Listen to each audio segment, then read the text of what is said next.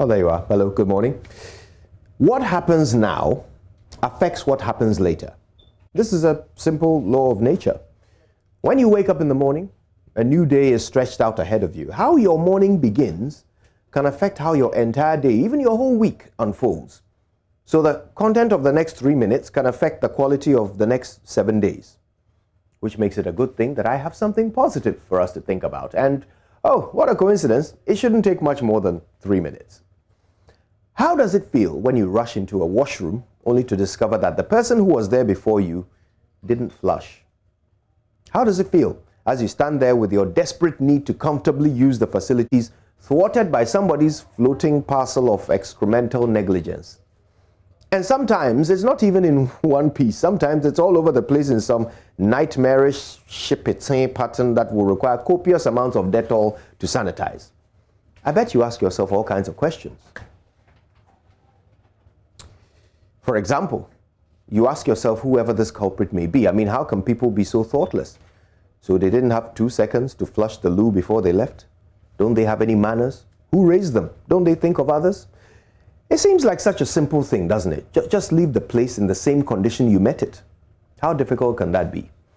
Well, don't be so quick to judge, because in many ways, we are all being totally inconsiderate of those who will come after us. Remember your last day in school or in university? Did you carve your name in the furniture? Did you paint your nickname on the wall? Did you throw some school equipment out of the window or over the balcony? Were you thinking about the next batch of students who will not get to use these things you were vandalizing? When you move out of an apartment, what state do you leave it in? Would you be happy to rent a place in that condition? When you're driving and you roll down your glass to throw out the pure water sachet into the gutter, are you thinking of the family nearby whose home and property will get soaked the next time it rains and the drains get choked? What is our role at work?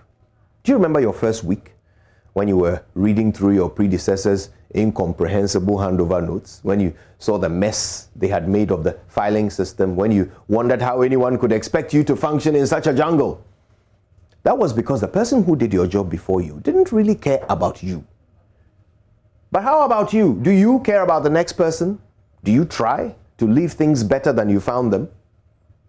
Pastor Mensa Otabil talks of generational thinkers, people who find solutions to the problems of their day rather than pass them on to the children to grapple with.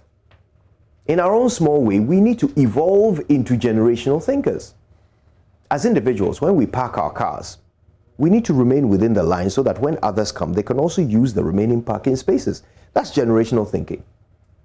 As a community, we need to stop sitting around waiting for the government to come and stop us from blocking our gutters with rubbish.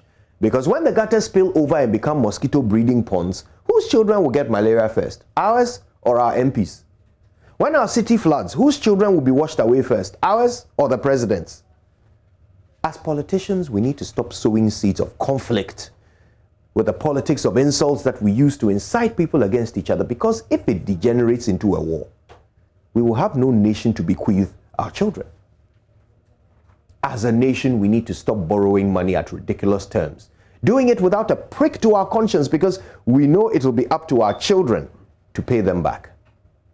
We need to start taking responsibility for our successes and failures as individuals, as communities, as businesses, and as a country, because our choices today will shape our children's future tomorrow. So let's make a positive impact on our surroundings for future generations. Let's solve today's problems today so that our children will at least stand a fighting chance of solving their own problems tomorrow without having to worry about ours too. Let's not leave our problems unsolved, floating in the WC of our children's future. My name is Kojo Yankson, and by the time I leave this world, it must be better than I found it. Good morning, Ghana.